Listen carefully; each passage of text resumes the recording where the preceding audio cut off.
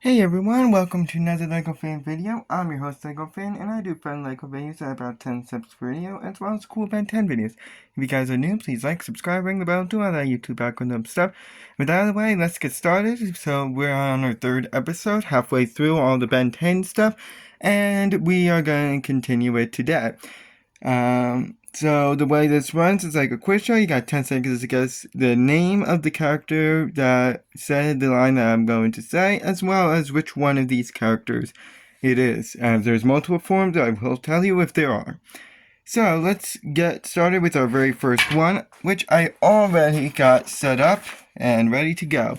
And that character would be this one.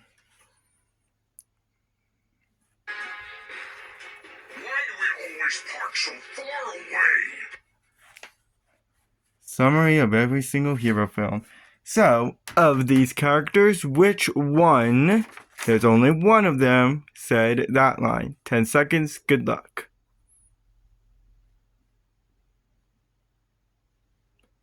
Well, I say one, but his ultimate form is really not that much different. Though, it's still a separate alien. But this is the base form we're talking about, which is Cannonbolt. He is what's called an Arborian Pelarota, first appearing in Map of Infinity, getting everyone out of the temple and attempted to actually get everyone to the ship, though he timed out before he actually could and crash landed on the surface without a spacesuit. So Kevin had to end up saving everyone. He then reappeared in Where the Magic Happened, finishing off all the stone golems before encountering a hologram protection of the villain Adwaita. He got encased in stone during that scene and could not escape, but thanks to Charmcaster, he actually did succeed in being freed and then timed out off screen. Then in Perplexahedron, he actually tried to hit Aggregor but was deflected by a beam and went ultimate. So he can roll himself into an indestructible ball which can deflect almost any attack that's thrown upon it. He also has enhanced speed during this form, as well as being able to burrow underground. He can break through stone and actually survive in space and grab items in this ball form. He's also pretty bouncy and could go underground and is somewhat strong and can hold people in his ball form. Picture him like a living pinball almost, and that's really what he is. So obviously he's pretty top heavy and can be bounced back with enough force, as well as being forced into the ground. And he's weak outside his ball form, and while he may be durable, he's not indestructible. And with the special type of knife, it could force him to uncurl, which leaves him vulnerable for attack. And it can also be hard to control at times and could get stuck due to his big size. He also can be deflected by laser blasts and can't roll on any slippery or sticky surfaces. Next one up is Alien Force and Ultimate Alien's version of 4 arms, because he's used just as much, and that's this alien.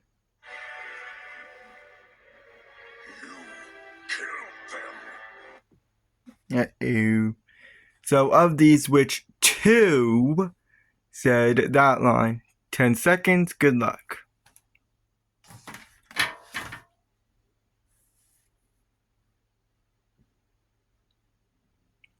So that is the character of Humungosaur. We got him in his big form, and then him in his regular form. He's what's called a Vaxasaurian, first appearing in Map of Infinity, continuing on from the prior episode, proceeding to absolutely pummel Ultimate Aggregor through the town before he was stopped from delivering the finishing blow by Gwen. And this gave Aggregor enough time to recover and hit Humungosaur back right into a building, and then pounded him into the ground, knocking him out and timed out off screen. Then in Deep, he appeared briefly to scare away the wildlife on Piscicus, but transformed to amphibian because he couldn't breathe. Then in Where the Magic Happens, he battled the creature Powderfang, managed to drive him off a cliff before he tried to take on Adwaita and couldn't and got encased in mana, so he decided to go ultimate. Then Perplexahedron, he tried and battled the lasers and survived the trap. Then he tried battling a guard in the next room and managed to tear it in half and changed back off screen. Then in Nor Iron Bar's cage, he took out a lot of guards before going on a drug trip, believing Gwen was a Havoc beast, but Gwen actually slapped him back to reality. Then, briefly, appeared an enemy in my enemy ready to fight Kevin, but Kevin wasn't impressed, so he decided to go ultimate. Then, told you he was forearms.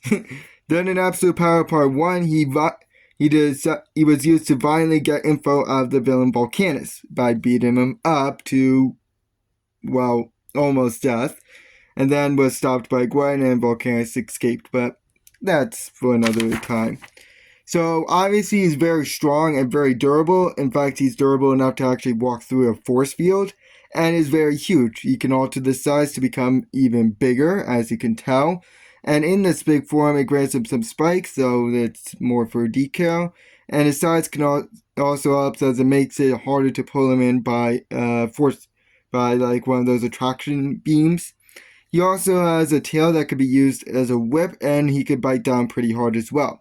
He also can't be harmed by fire, has a super jump. He can toss stuff into space with enough force. Again, another one of the aliens that can do so. He can also climb up walls, and he can't be blown away by high winds. He also can swim and has a powerful shout.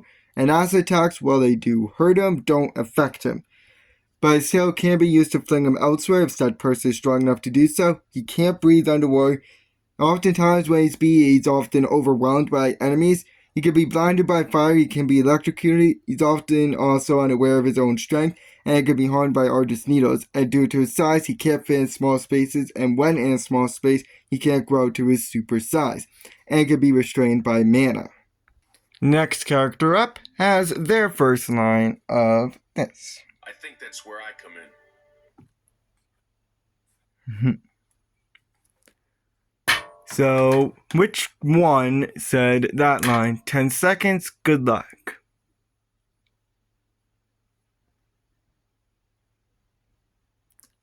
The transformation from Alien Force to Ultimate Alien for this character is one of those hotly debated topics, as most people don't like it, most people do. And that is the character of Cooper, who you see here.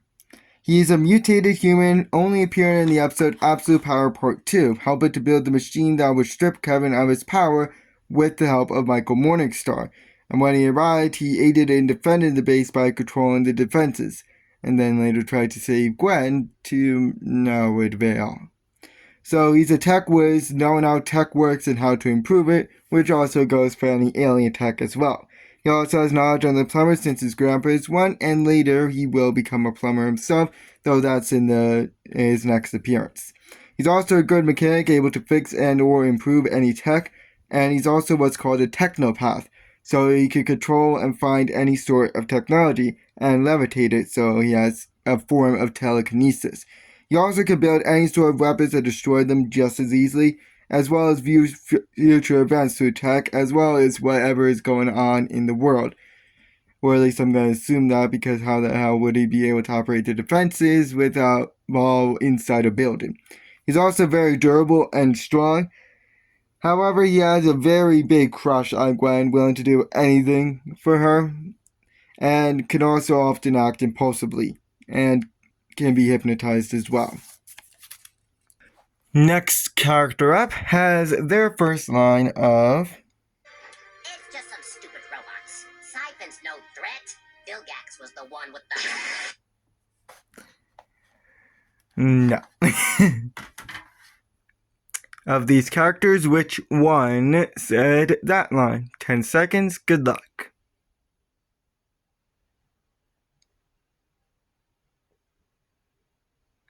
So that is the character of Spidermonkey, who is this character right here.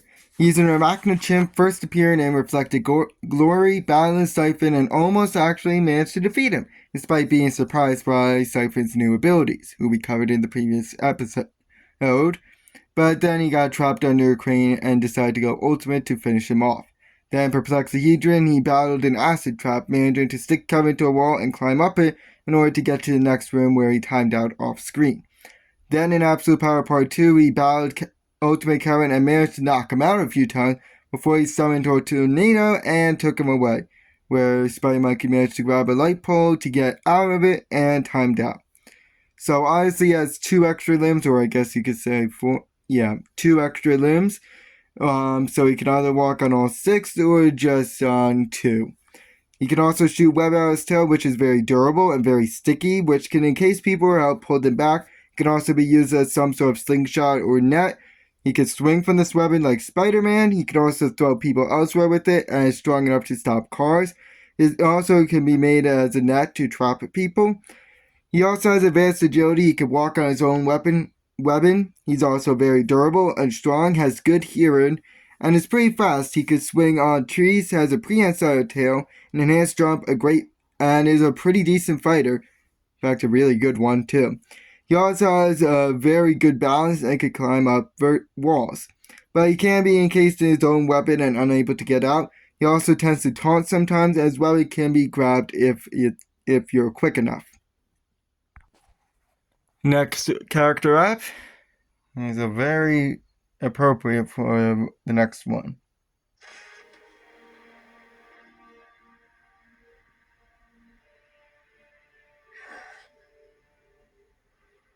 Still got it.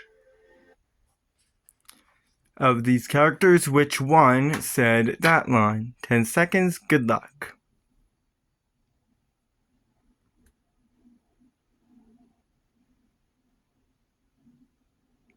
So that is the character of Ultimate Spidermonkey. As I said, very appropriate. Who is this very creepy abomination of a character? He is an evolved arachnid chimp, only appearing in the episode Reflected Glory, battling Siphon after his base form got trapped under debris. Actually, he still lost to Siphon, but thanks to Kasha JT's intervention, he still managed to knock out Siphon. So it has pretty quick reactions and can walk on walls, as well as be able to split his jaw, so that way he can shoot weapon out of his mouth, which can encase people. He's also pretty strong considering the fact that he's pretty much a gorilla on spider legs. It's unknown what his weaknesses are, though I think I could state that he probably does not have the same durability. That while his durability is higher, it's still not as strong as he was able to tire out quickly after battling Siphon for a little bit. Next character up has their first line of... I think I lost him. Which 3 have that as the first line. 10 seconds, good luck.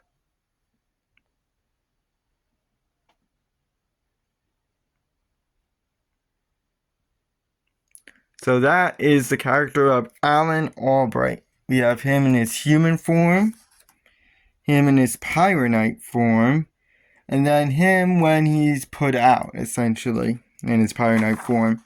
He is half human, half Pyronite, only appearing in Absolute Power Part 1, where he was one of the targets of Kevin, as Ultimate Kevin wanted to absorb his power, and actually managed to do so after a brief fight with him, but thankfully he was saved from being killed thanks to Ben's intervention. So he's able to shift between his Pyronite and human form, so he can surf on rocks, go supernova, fire single fire blast or single jet, melt materials like metal, super strength, shoot heat blast, do a double jump, form a flame shield, walk in fire. He can fly, remove flames from an area, produce a ton of flames for transport. He has a cyclone of flames that can damage nearby enemies. He can blast off a heat explosion like a rocket, produce a line of heat, as well as shoot discs on fire. He can also surf on his flames if he wants to, though usually you will see him surfing on rocks.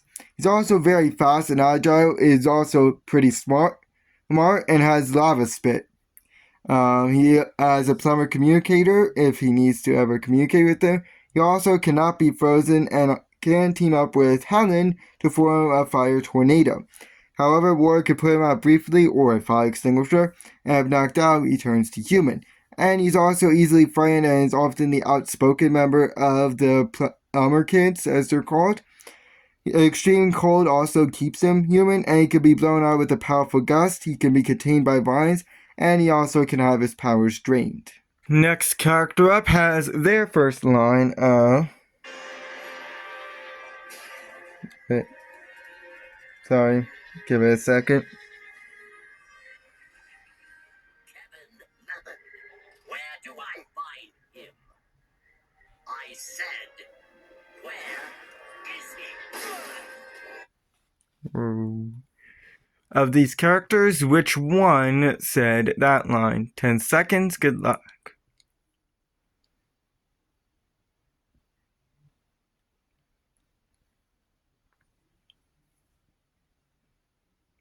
So that is the character of Lodestar, who is this alien right here.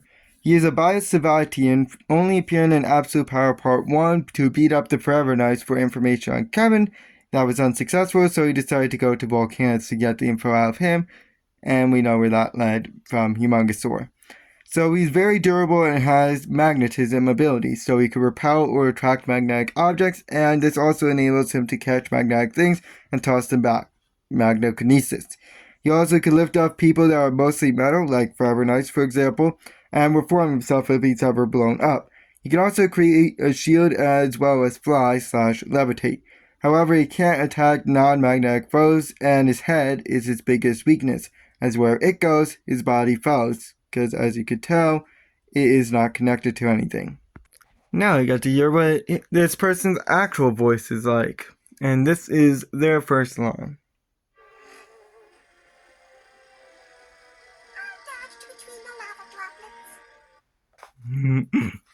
So of these characters, which one said that line? 10 seconds, good luck.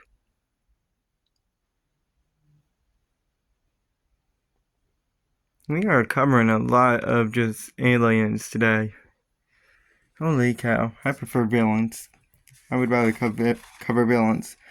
So this is the character of Nanomech. He's half nano, half human, though that's often debated, and only appeared in Absolute Power Part 1 in front of Gwen after Energy attacked her, but Gwen managed to smash him between the pages of her spellbook, so he decided to go to way big.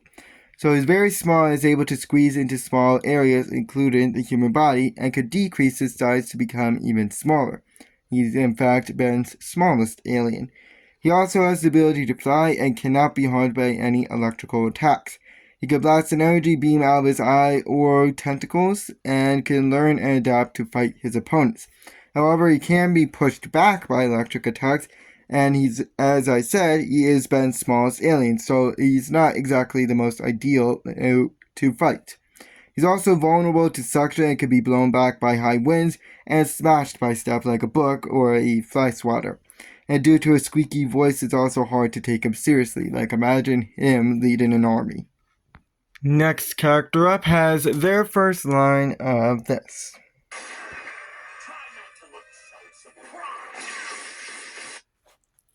Of these characters, which one said that line? 10 seconds, good luck.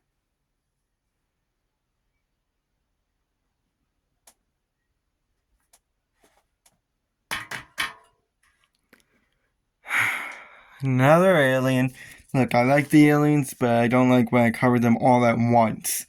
This is the alien of Chromastone, a crystal sapien. Technically they're God, but that's a whole different can of worms that we've covered already. Only first appearing in Where the Magic Happens to battle the Scrutins, and managed to knock a lot out while Charmcaster concealed them, where he changed back off screen. Then in Absolute Power Part 1, he battled Gwen and got a good foothold, but when she melted his beams and the ground around him, he decided to switch to Terror Spit. So he's very durable, and his laser can actually melt metal, and he can still shoot lasers without actually absorbing any sort of energy, as well as any mana attacks, so he's immune to that. He also can absorb energy and redirect it, nulling any energy attacks, which can either be one single blast or a few little ones, and are powerful enough to cause any explosions. He's also very fast and can produce a light like a flashlight, as well as having enhanced strength and strong enough to rival a Tekadon robot, as well as enhanced agility, a super jump. He can also fly and has a super slam attack. However, he has some slow reaction speed and can be shouted with enough force, as well as being harmed by electricity if it's conducted through water. Next character up is this one. Of these characters, which two said that line? 10 seconds, good luck.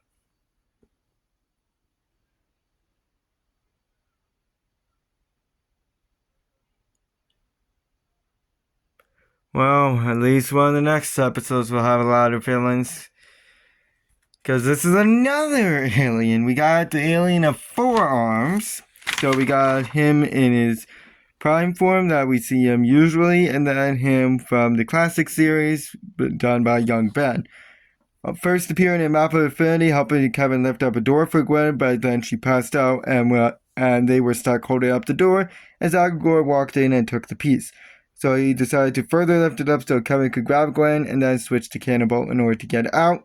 Then, reflected galore, he broke into a Forever Night base in order to stop them from using the power decoupler and managed to knock all of them out before timing out off screen.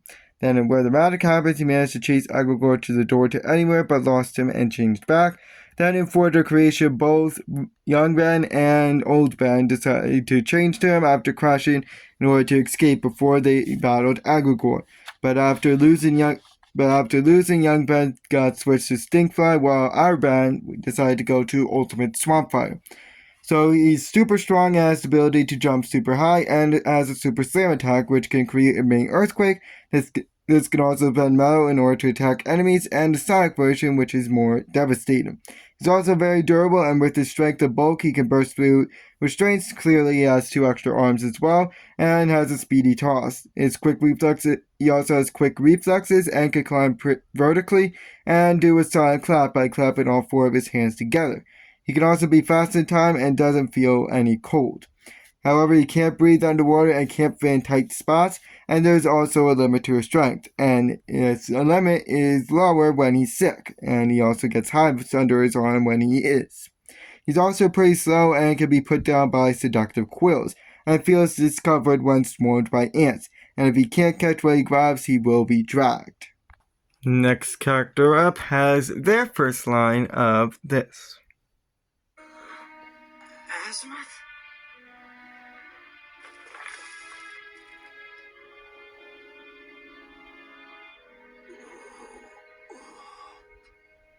Where's... Of these characters, which 2, not 3, 2 said that line. 10 seconds, good luck.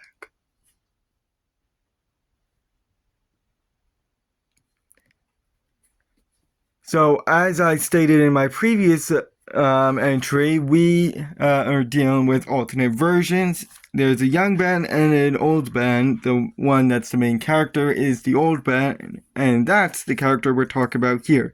We have him in his normal outfit and him in his plumber suit. First appearing in Map of Infinity and appearing in all subsequent episodes. Obviously, he's a human and has the power of the Omnitrix, granting the power of any alien he or it chooses. This can power up if he's ever in danger with no recharge, and it can scan DNA to add to the aliens and repair any sort of DNA malfunction on someone else, and can quick transform between different aliens called Master Control, redirect energy from it outwards as an attack, and can change in and out of its alien forms with no need to wait till it times out, and revive any extinct species, according to Azimuth at least, and could capture any DNA samples of other species to add to the Omnitrix or any loose aliens. They also can protect them from radiation. He's also been shown to figure out clues and is very resourceful. He can read alien, is good with computers, can swim, knows how to enter the null void, is a great leader, possesses a hoverboard, and knows how to ride it. Is agile, could drive, and has his own car, he can also ride it with motorcycle and fly Rust Bucket 3. He's also pretty fast and has a plumber suit equipped with a propulsion jet and neuroshock and oxygen. He's a great rock climber, can pilot a spaceship, operate a laser gun, able to remove the Omnitrix through unknown means, as well as knowing how the Rust Bucket works in any subsequent versions, and is a decent fighter who has good balance, is the voice of reason within Alien X. He's highly respected throughout the galaxy, has a photographic memory, and is a plumber himself, so he has access to the plumber base and gears. But he gains any weaknesses that the alien has and retains any damage that they might have taken, and is pretty much useless when it's timed out. The Omnitrix can also choose the wrong alien, or it just doesn't work, and is often desperate for rewards, which can get in his way. He's also gullible, can be taken by surprise, he cares about his family, which can be a strength or a weakness, and has colorophobia, the fear of clowns, and is weak to electricity like all of his aliens, and can be hypnotized, and is not strong. He likes attention, and is prone to jealousy and anger at points. He's not familiar with how the Omnitrix works and tends to over-rely on it, and it won't work if any unscanned alien DNA is around. He can also be single-minded, and this Omnitrix can self-destruct and be and he can also be selfish and vain, and this Aletrix is weak to magic, and he could do stupid things when in love, and is often quick to judge, which can make him blind to the truth, can quick transform, which can wipe him out. He can be overconfident, insensitive, has low endurance, he can be hurt by the largest needles, has very little patience, and is a show-off. Last character of the day actually does not have the first line, as they only say their name, and that is the character of Ship. So which two are Ship? 10 seconds, good luck.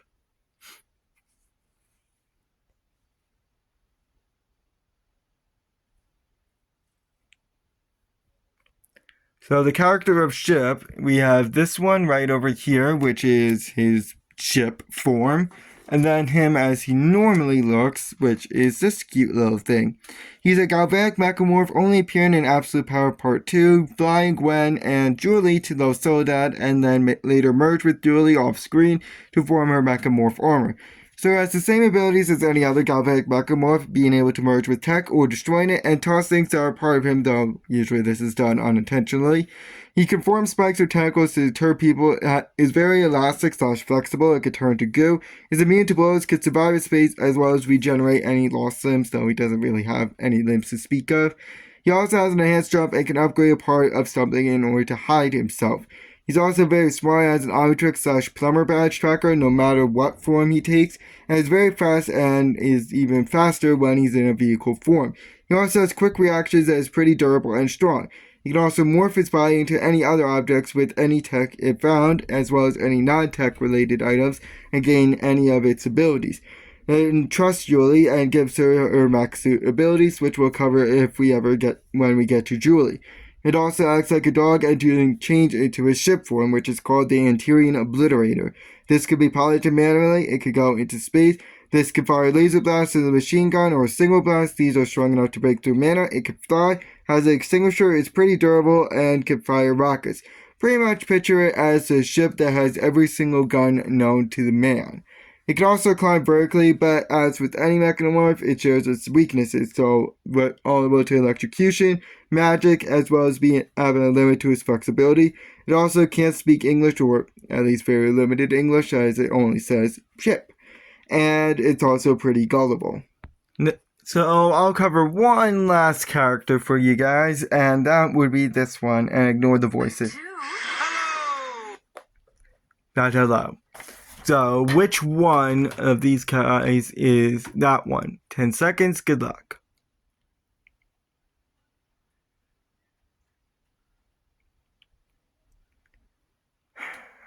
Unfortunately, we did not get any villains today. It's sad. I like the villains. They're my favorite part. You can't have a good show or movie without a great villain to back it up. But this is one of Ben's most powerful allies, that being Professor Paradox.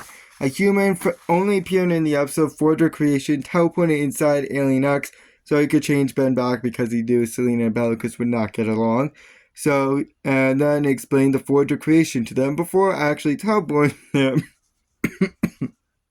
Excuse me. Teleported them right outside of it and explained what its whole deal is, as well as providing them with the way to actually live there, but he couldn't enter it himself, though later he appeared at the end of the episode in order to bring young Ben Tennyson back. So obviously he's a scientist and is pretty smart, which includes all the rules of the space-time continuum. He's also a time traveler and it knows future events, so of course he can't say them, so he is all-knowing. He's also very fast and can increase his speed by his pocket watch, which causes time to slow, and knows about other planets and alien life forms, and can teleport others if need be, through space or time, or through his pocket watch, which goes for the entire multiverse as well, so he could travel between multiverses. He also can reverse any sort of aging effects and is immune to aging himself, and doesn't need to sleep or eat, as well as knowing the location of the Forge of Creation, as he hid it himself and possibly moved it to its present location outside of the whole entire universe. He can also change Ben back if he's ever Alien X, and can interact with past and future versions of himself, and travel to alternate timelines and make artificial structures. But there are limits to his teleport, as he can't go to certain places like Lodestar because reality there is paper thin. He's also a jokester, loves teasing people with riddles and games, and can't be near celestial sapiens for unspecified reasons, though that only applies if they actually realize he's there. And as stated, he can't tell about future events and is a pacifist, doesn't like guns. Thank you guys for watching, and I'll see you next time.